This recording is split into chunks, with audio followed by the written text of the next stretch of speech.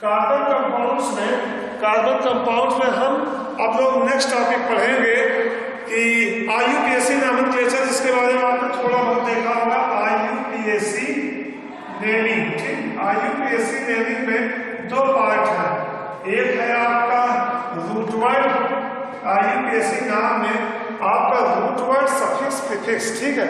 तो इसमें क्या होता है, तीन चीज नाम होता है। एक होता है रूट वर्ड कार्बन, जैसे कार्बन के लिए एक के लिए रूट वर्ड है मेथ, ठीक, रूट वर्ड। ये नंबर ऑफ कार्बन एटम्स, ठीक।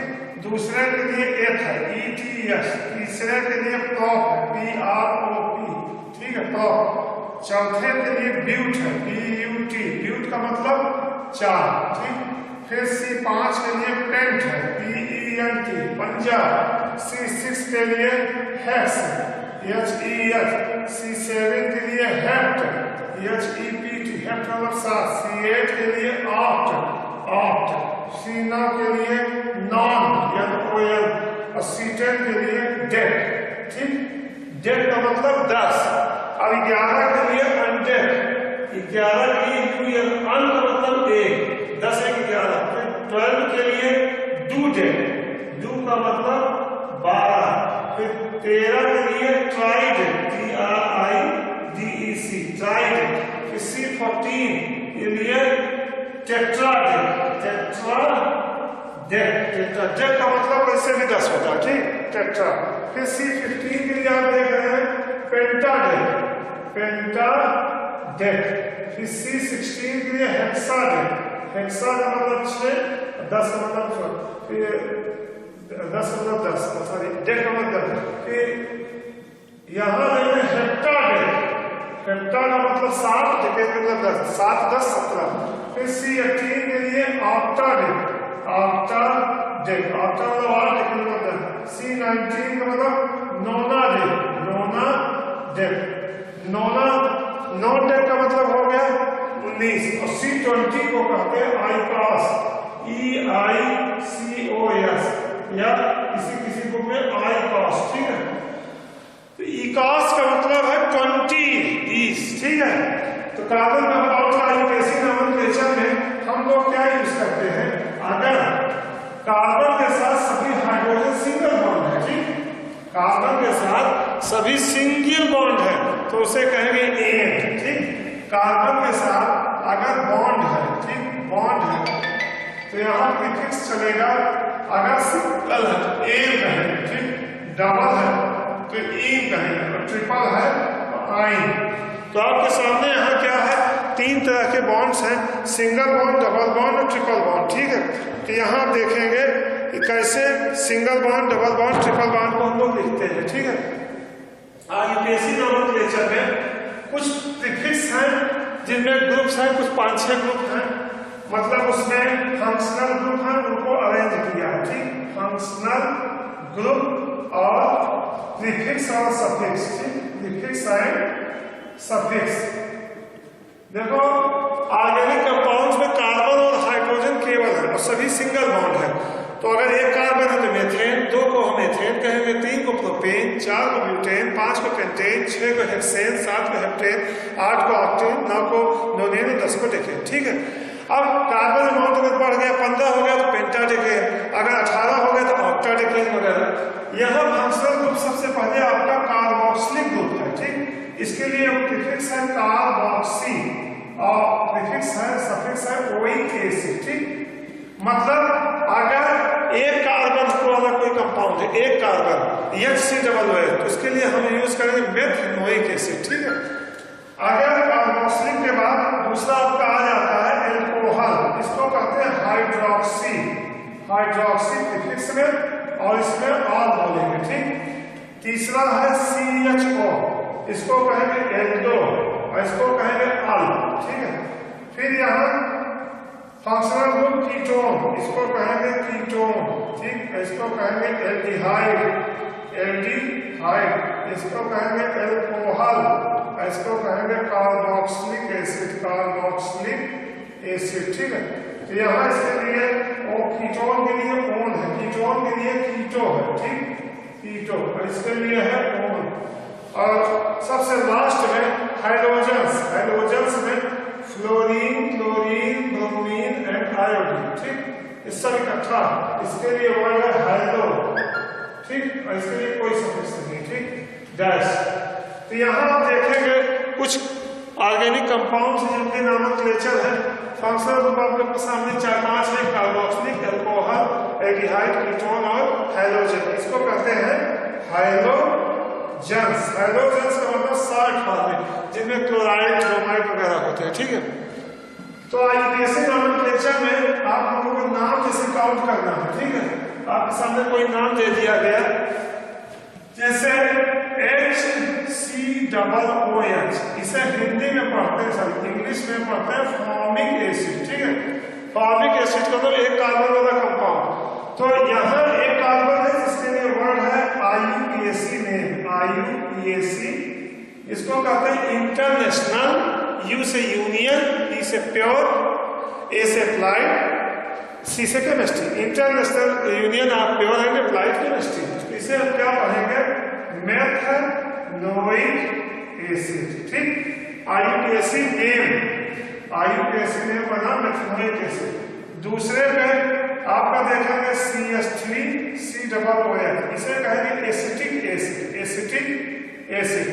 तो इसका एक एसिड कार्बन 1 था, यहाँ कार्बन 2 है, तो 2 कार्बन को क्या कहेंगे, ethanoic acid, ETH, ethanoic acid. ठीक है, तीसरे पे अगर CH3 CH2 COOH, इसको कहेंगे प्रोपेनोइक एसिड। 1 2 3 एसिड है, तो रूट वर्ड होगा प्रो, सभी कार्बन कार्बन के बीच सिंगल बॉन्ड है। ठीक, इसका कैसे स्ट्रक्चर रहेगा ये देखो।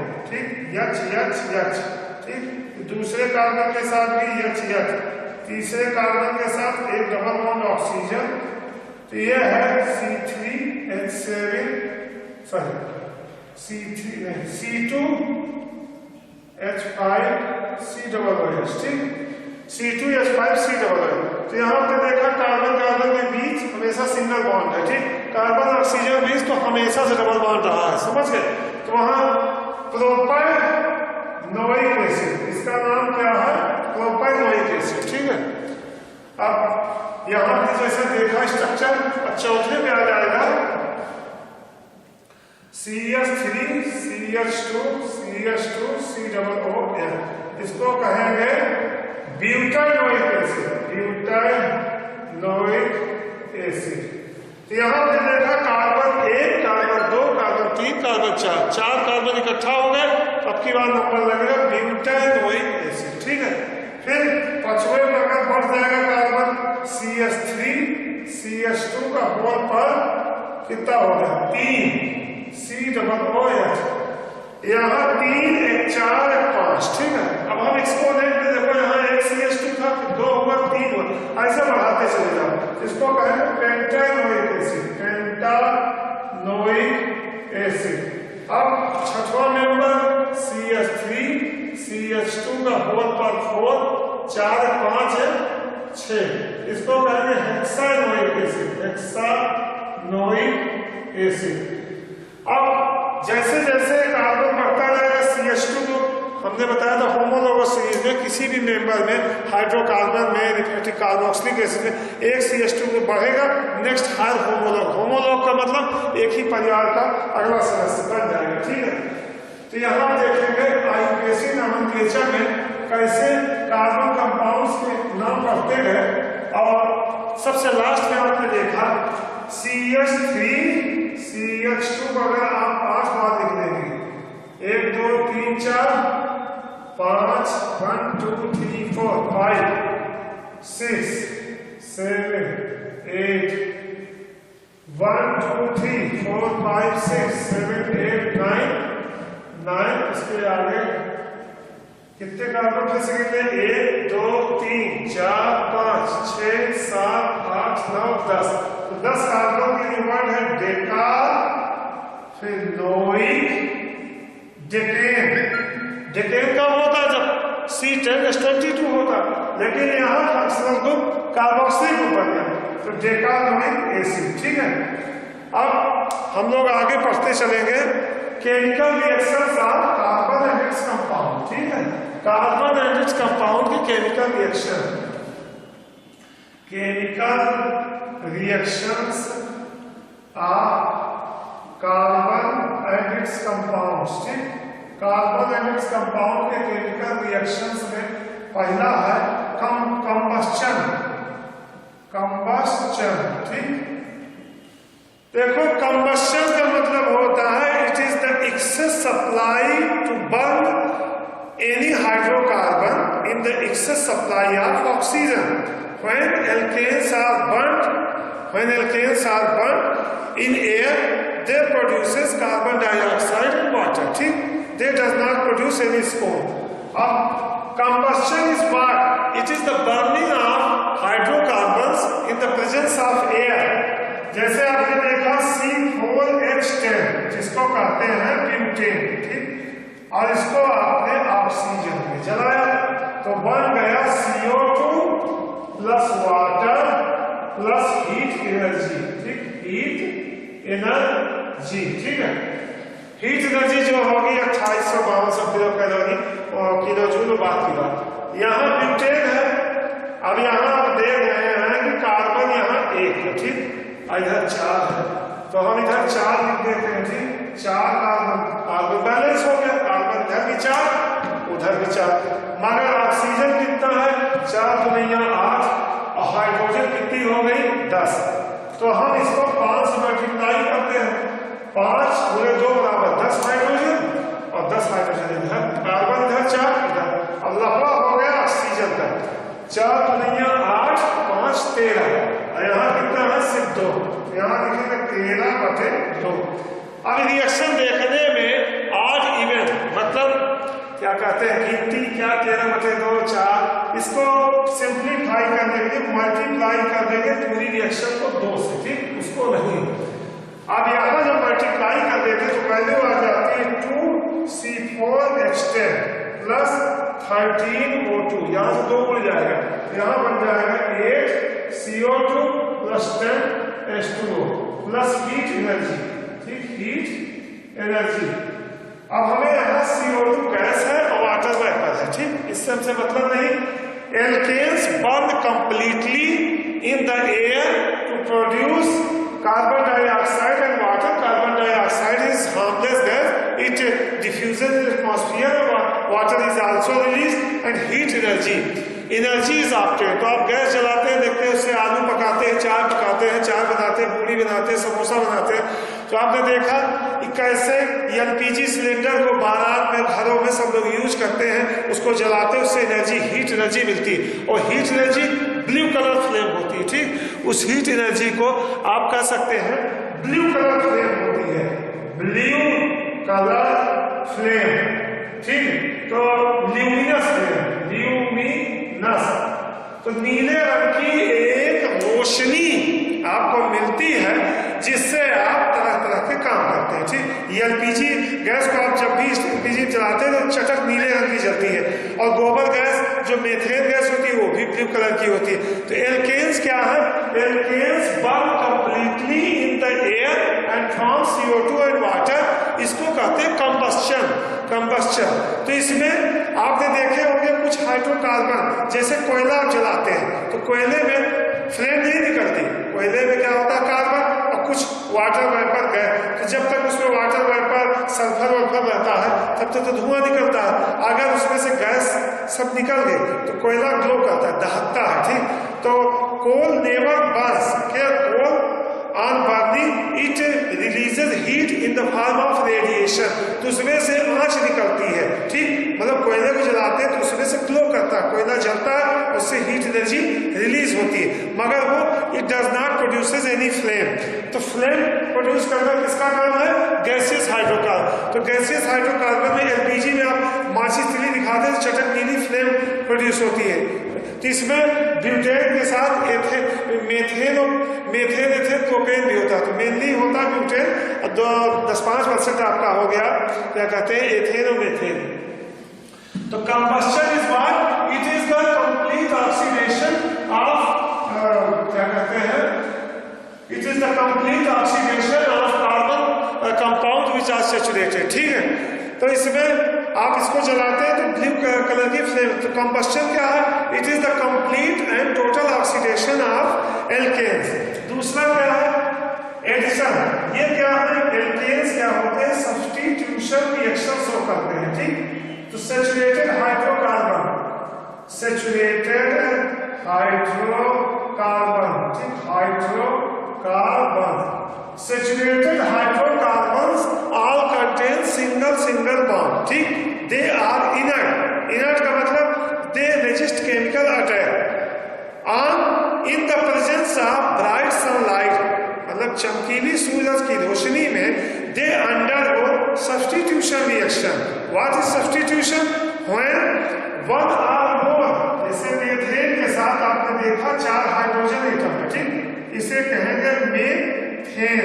ठीक, CH4 methane which is saturated hydrocarbon when it is treated with chlorine gas in the presence of sunlight, diffuse sunlight. ठीक, तो there is substitution means exchange of one hydrogen atom। अब यहाँ क्लोरीन के बीच एक बॉन्ड टूटेगा, अब बन जाएगा 2 क्लोरीन फ्री रेडिकल बनते हैं। ठीक, फ्री रेडिकल। अब यहाँ से एक हाइड्रोजन एटम टूट गया। ठीक, हाइड्रोजन डॉट के रूप, इसे कहेंगे hydrogen free radical. Hydrogen free radical.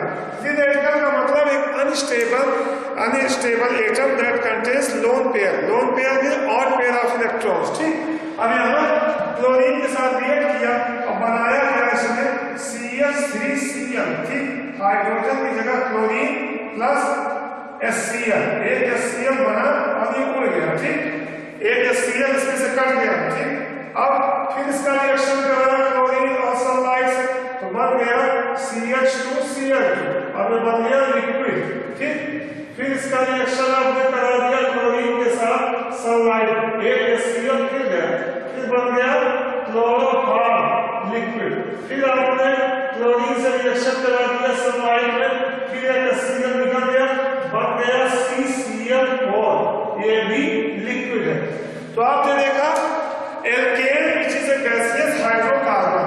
ठीक, मेथेन एक गैस था, जब उसको आपने सूर्य की चमकीले प्रकाश में रिएक्शन कराया तो एक हाइड्रोजन पहले चरण में निकला, बनाया मेथिल क्लोराइड। ठीक, मेथिल क्लोराइड क्या है?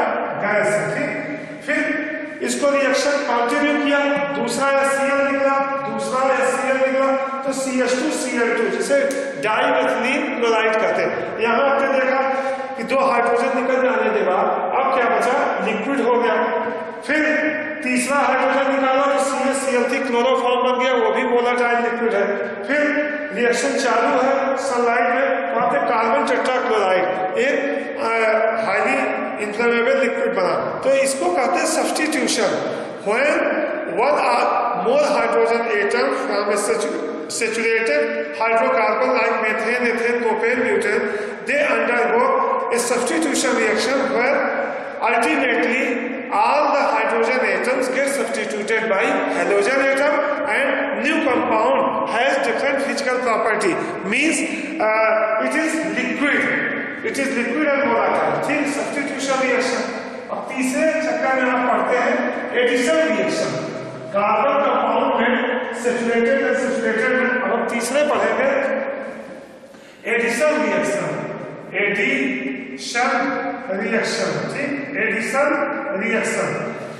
एडिशन रिएक्शन एल्केन का काम नहीं है, ये एल्कीन और एल्काइन का काम है। ठीक है, addition reactions are given bye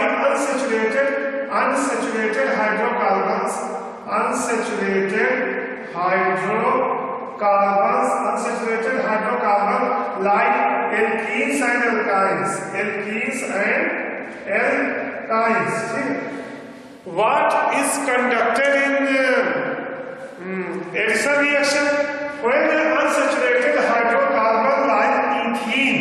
ठीक, when unsaturated hydrocarbon like ethene, ठीक है, when it is subjected to,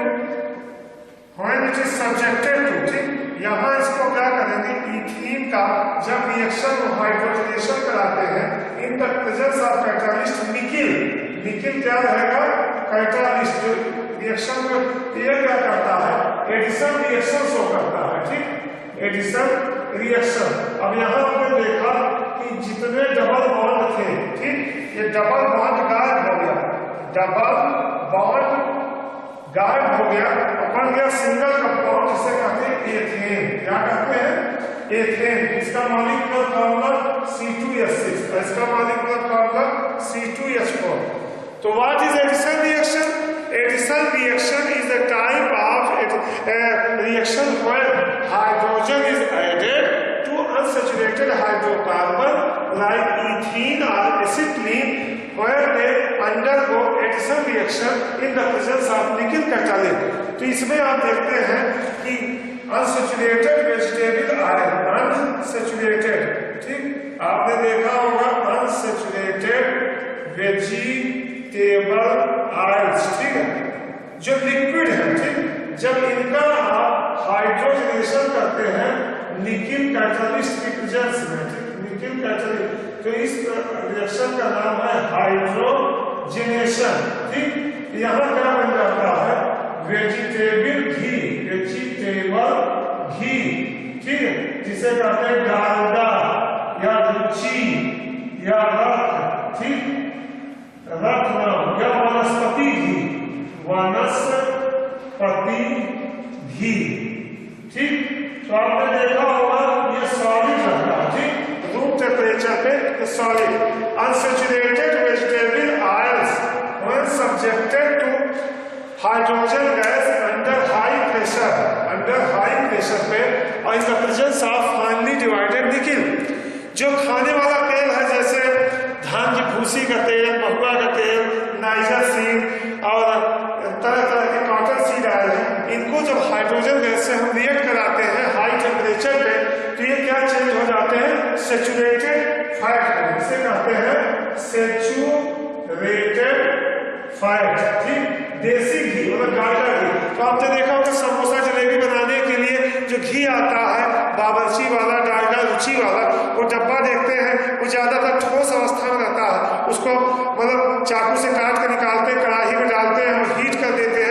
जब टेम्परेचर 150 से ऊपर हो जाता है वो मेल्ट हो जाता है और पक जाता है। तो उसमें आप देखे होंगे कि हम लोग समोसे, पूड़ियाँ, कचौड़ियाँ सब बनाते हैं। तो डालडा घी देखे होंगे सस्ता होता है 60-70 रुपए किलो, उसमें लोग गरीब लोग अपना पूड़ी सब्जी रसगुल्ले बनाते हैं, जितनी मिठाइयाँ हैं तो वेजिटेबल घी। तो घर में भी देखे होंगे गुजिया उजिया बनाते हो, पूड़ी बनाते हो, हम लोग डालडा घी, रुचि घी को कढ़ाई में डाल कर गर्म कर लेते हैं, फिर उसमें पूड़ी काटते हैं, सब्जी बनाते हैं वगैरह वगैरह। तो एडिशन रिएक्शन क्या है, अनसैचुरेटेड ऑयल, मैंने जैसे बोला जिसमें डबल या ट्रिपल बॉन्ड है वो जो है ऐड करता है हाइड्रोजन। तो इस सूरत में reaction number 3 addition reaction. Addition reaction समझ में आया, योगात्मक प्रक्रिया है, ठीक। अब चौथी और आखिरी रिएक्शन पढ़ेगी elimination reaction. We are going to explain the elimination reaction, reaction number 4 ELIMI, elimination reaction, ठीक, एलिमिनेशन रिएक्शन या डिहाइड्रेशन रिएक्शन, डिहाइड्रेशन रिएक्शन, हाँ, एलिमिनेशन रिएक्शन या डिहाइड्रेशन रिएक्शन, ठीक है। Next topic elimination reaction. आप पढ़ते हैं कि in this reaction alcohols, organic compound, not alkenes and not alkenes, in this compound saturated hydrocarbon derivatives like alcohols when treated with dehydrating agent like concentrated H2SO4, शांत H2SO4, H2SO4 को king of chemical कहते हैं। मतलब in this type of chemical reaction alcohols when treated with concentrated H2SO4, जैसे alcohol है CH3CH2OH, इसको कहेंगे ethanol या एल्कोहल, ठीक। इसका रिएक्शन आपने कराया कंसंट्रेटेड H2SO4 के साथ, H2SO4 कंसंट्रेटेड, ठीक। टेम्परेचर आपने रखा 140 डिग्री सेल्सियस। 140 या फिर 273 आप इसमें ऐड कर देंगे 413, ठीक, या 413 केल्विन, ठीक, मतलब 273 में 140 जोड़ देंगे, 3 1 4, ठीक है। 413 किसमें चेंज हो जाता है, नहीं 413 नहीं, sorry, temperature 170 degree Celsius, sorry 170 degree Celsius, या 273 में 170 जोड़ देंगे, 3 423, ठीक है, या 423 केल्विन पे।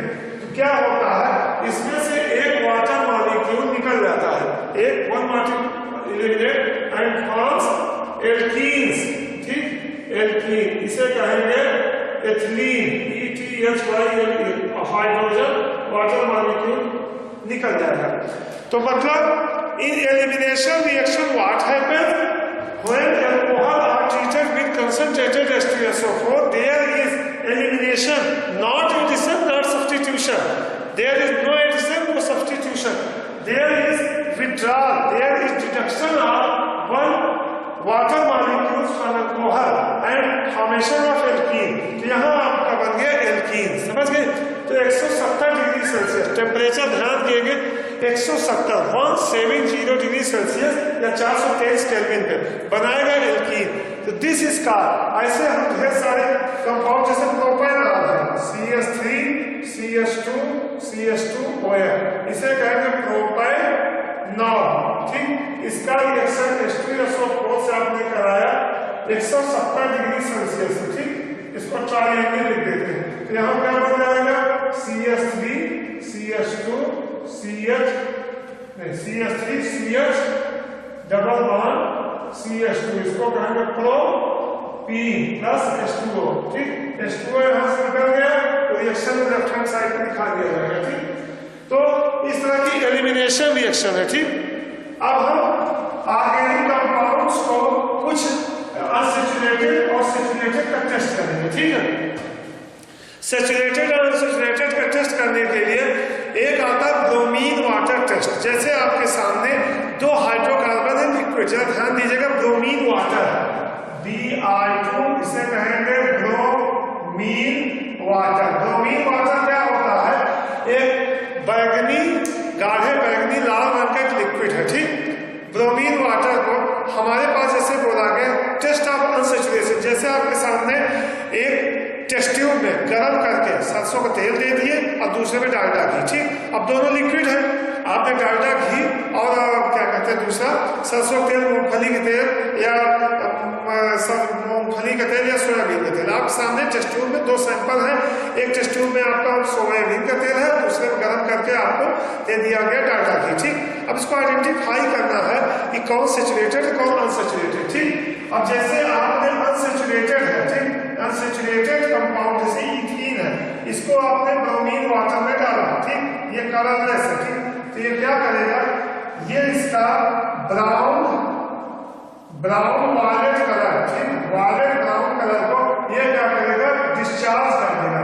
CH2Br एंड CH2Br, ये क्या करेगा, कलरलेस कंपाउंड, मतलब इथीन में जब हम ब्रोमीन वापस पास आउट होता है, ब्रोमीन का जो कलरलेस मतलब ब्राउन वायलेट और चटक बैगनी और भूरा रंग है, ये डिस्चार्ज हो जाएगा और बन जाएगा कलरलेस।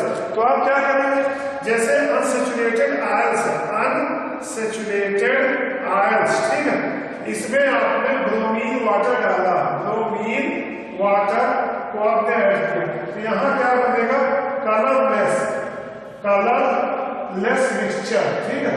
आप इसमें डालेंगे कलरलेस, मतलब यहाँ क्या होगा, ब्रोमीन का जो वायलेट ब्राउन कलर है वो डिस्चार्ज हो जाएगा, ठीक, वायलेट ब्राउन कलर ये गायब हो जाएगा, जैसा किया तो कलरलेस मिक्सचर बनेगा। मगर आपने जैसे बटर है, बटर का मतलब सैचुरेटेड फैट, ठीक, सैचुरेटेड फैट, इसमें आपने ब्रोमीन वाटर डाला, ठीक, तो यहाँ कलर ऑफ ब्रोमीन